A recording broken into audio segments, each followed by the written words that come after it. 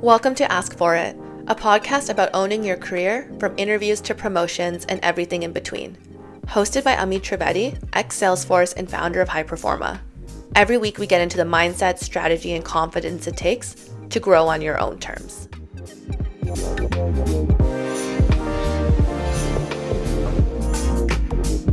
If you've taken on more responsibility, delivered results, or just got promoted, this is the time to ask for more money. Don't waste it.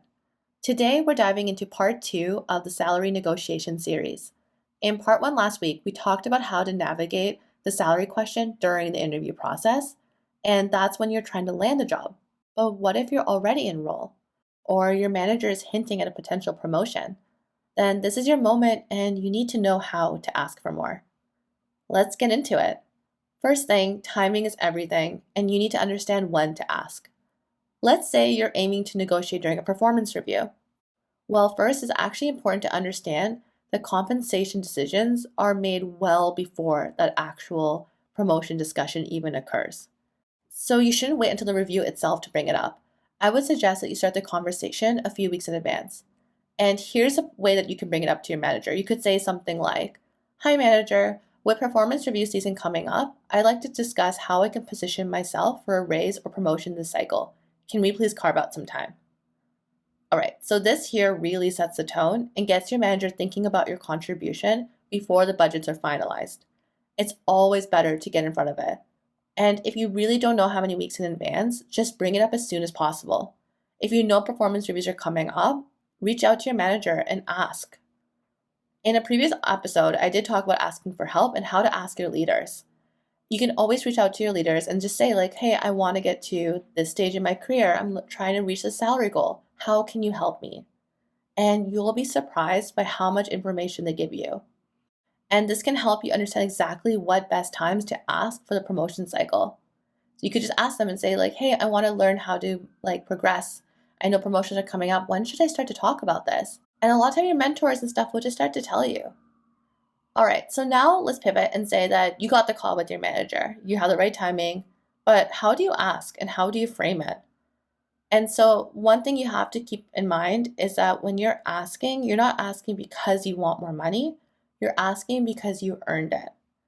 And so when you sit down to have that conversation with your manager, you need to lead with that impact. So you need to talk about measurable results like revenue or influence projects, clients delivered, retained processes, improvements, whatever is most relevant to your role. So here's an example of how you could say it. You could say, "Hi, over the past 12 months, I've taken on X, delivered Y, and exceeded set expectations. Based on that, I'd love to talk about aligning my compensation with the scope and impact of my work." And while you deliver this, stay calm, stay confident, and stay factual. And this is where the brag book that I always mention in all my podcast episodes comes in. If you've been following the earlier episodes, I would suggest to keep an ongoing Word document that lists your accomplishments and successes. And that's usually just for your eyes only. So it can be messy, just be quick. You can just type things in saying like, "Oh, exceeded this project, closed this client, celebrated this win." And now, before you go into this conversation with your leader, that's the time to comb through that document. Grab any metrics and success stories that you can leverage in your salary conversation and bring that to the table. Let's talk through another scenario. I know a lot of people will be experiencing a lot of scope creep or a really evolving role. And if anyone's ever heard something like you're in a stretch role or something like that, then you're pretty much in that position. And that's because sometimes the job you're hired to do isn't the job you're currently in. I'm sure all of you could raise your hands to that. So if your role has grown significantly, that is a ground for compensation adjustment, even if your title hasn't changed. And you can leverage that as a starting point for the conversation and as your factual pieces to ask for a salary increase. So for example, this is a way that you can word it. "When I joined, my focus was A. Over the last year, I've taken on B and C as well. I would love to revisit my compensation to reflect that expanded scope." Here you're keeping with the same model where you're talking about facts. You're talking about what your role was, what your role has become, and use that as a ground to really frame why you're bringing up this conversation today. Okay, let's go through another scenario.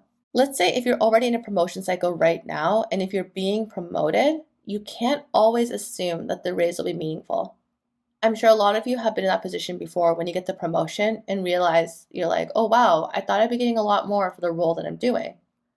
So during the promotion talk, this is the time where you can ask for that and you could say something like, thank you so much. I'm excited about this opportunity for promotion. Can we talk about how compensation will be adjusted to reflect the new expectations? A lot of the times they will say that we'll revisit it later. Because as I mentioned earlier, budgets are already set before the promotion discussion. So you can always say this to counter that. I want to make sure we're aligned on the expectations and value from the start. Could we agree on a range now, even if a formal adjustment comes a bit later? This way, you're showing that yes, you're going to take this promotion because you're not turning it down. You can't turn down a promotion because then it shows that you're only going into the role for money, and that's not, there's other aspects to it, right? Like you're making an impact on your team, taking on more responsibility, growing your career. So by saying that, it shows that yes, I'm still excited for this. I'm happy that I got this promotion that I was considered. I still want to discuss a salary increase, and then that will keep the door open. All right, great. So that's kind of the big few scenarios for different types of ways that you should bring up the conversation and when you should bring up that conversation. But I know what we're all thinking is, well, what if they say no or not right now? Well, if the answer is that way, don't shut it down and instead take this as a shift to future framing. So let's say they said no, like, no, you're not getting a raise, and just kept the door closed. This is how you should respond. I understand this isn't possible at the moment. What would need to happen in the next 3 to 6 months to make this conversation a yes? All right, so now you can see here that you've created a roadmap, and then what you need to do is follow up on this in writing. So just send an email saying something like, thank you for your time in considering this, and then use whatever they said in response in that. So for example, if they said we'll have a conversation in a few months, then write that down saying looking forward to talking in, for example, August, and then having another conversation about that. And then make sure you actually track your progress towards it as well. And always remember that just because you hear a no, it doesn't mean a no. Always investigate why and understand the landscape. And honestly, even if they say no, it's still a win for you because now that they know that you're asking for a raise, it means you're no longer satisfied at the salary that you're currently at. And that means that if they don't address it sooner or later, they may risk losing you. If they say no, you actually have two choices now. So one is either you wait it out, take the notes for what they said, and then follow up with it and make sure you try and rediscuss salary later on. Or second, you start floating your resume and looking for other roles that align with the salary that you want. The answer your current company gives you either way is a blessing in disguise because it shows that there's no point in waiting around and it's better if you make the move or maybe they say yes right away and increase your salary. But either way, you wouldn't have known if you didn't ask for it. In the end, asking is the win. Just by having the conversation, you're doing something that most people avoid, and that's what really matters. And even if you don't get the raise today, you signal that you know your worth. You planted the seed, and most importantly, you're flexing that muscle of asking for it. And that's how powerful careers are built. All right, until next time, don't forget to keep asking for it. Thank you for listening to Ask For It.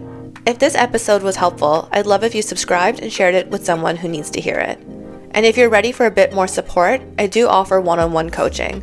The link's in the show notes if you want to check that out. Until next time, keep showing up and don't forget to ask for it.